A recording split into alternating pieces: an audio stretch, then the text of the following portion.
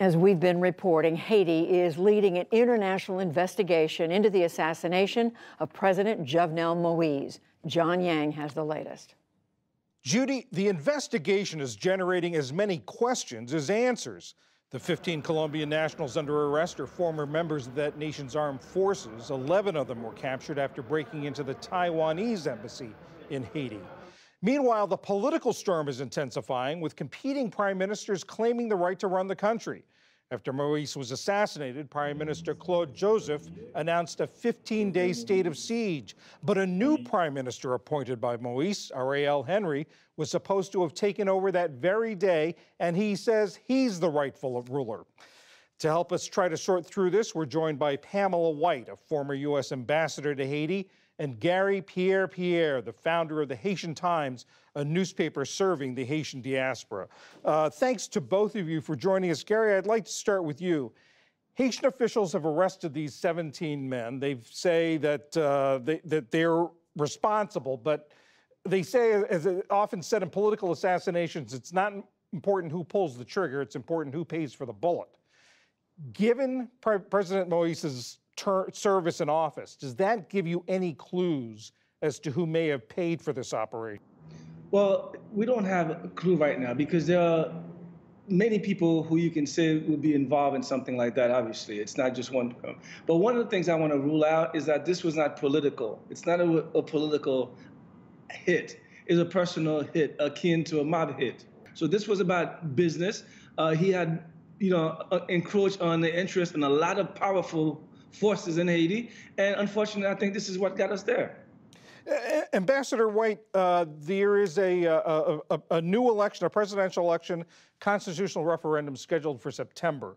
The United States position appears to be that it should go forward. Do you think that's a good idea? No, I really don't. I think, unfortunately, for many years and many places around the world, the United States government thinks an election is the answer to a very complicated problem. And this is very complicated in Haiti. Anyone who's not Haitian who says they understand Haitian politics is probably lying. And even though I've spent 5 years of my life when I was a junior officer and 3 years of my life when I was ambassador in Haiti, I don't claim to be an expert either. But I am pretty certain that free and fair elections are not going to be able to take place in the current atmosphere in Haiti. It is too violent, it's too chaotic, and there is not any support from the players that are integral to making it happen. So I don't see it. Gary, I mean, talking about chaos, competing prime ministers, are we in for, and if there is no election, are we in for a prolonged period of unsettled political situation in Haiti?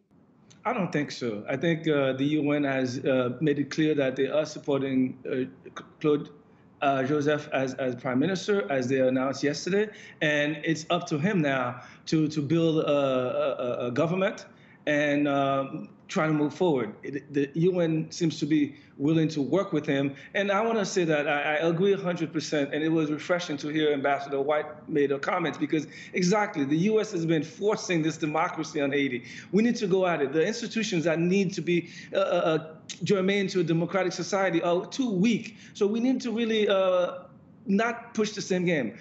And really talk to the stakeholders in Haiti, people who want to make this place truly a democracy. Because that's why we come back here every 5 or 10 years talking about the same thing. We want to force this democracy. Now, I am an American, I'm a Haitian American, I love democracy, but we have to be real. At what point are we in this process to make sure that Haiti, when it becomes truly democratic, can remain a functioning democracy? Ambassador White, I want to continue on that. I mean, the United States seems to only pay attention to Haiti in times of crisis. The Aristide coup, the earthquake, this assassination. You have President Trump deriding Haiti as, shall we say, not a pleasant place to live. There are also comments from Senator Biden from 1994 circulating. Let's take a listen to that. If Haiti, a god-awful thing to say, if Haiti just quietly sunk into the Caribbean or rose up 300 feet, it wouldn't matter a whole lot in terms of our interest. So, Ambassador White, is this an opportunity for the United States to reassess its policy toward Haiti, and what should that be? I absolutely think it is. And I think every time we look at Haiti and we see turmoil, except, in terms of huge crisis, but the last 3 years have been disastrous. Not one of my Haitian friends, not one, hasn't had someone in their family or circle of friends be murdered in the last 3 years. Not one of my Haitian friends hasn't had someone that they know kidnapped. I mean, the place has descended into chaos. You can't. So what are we going to do about that? The elephants in the room in Haiti right now are two security questions: food security. A third of the country is starving; they're hungry, and physical stability, security. You can't have an election when people are being murdered. There's no way to get people to the polls. There's no way of even identifying who should be going to the polls. This is craziness. And then the other one is the COVID. Well, Gary, on that point about security, the United States says the FBI is going to go down to help investigate the assassination, but there are also reports that Haiti wants U.S. troops for port security and other internal security. Do you think that would be a good idea? I don't think so. In fact, I wrote a column this morning that asked for the Biden administration to send in the FBI, because I think that's a good thing.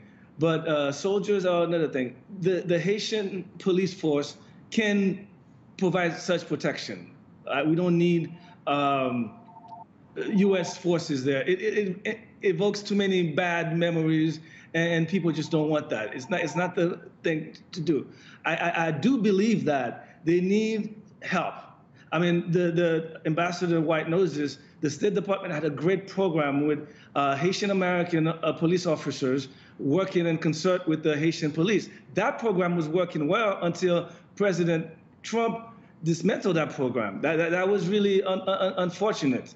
And so there are mechanisms in place that the State Department, has in place to help. It's not necessarily the Defense Department. It shouldn't be the first default move. I think state is better placed to handle the situation politically, and they can. And we just have to make it a priority.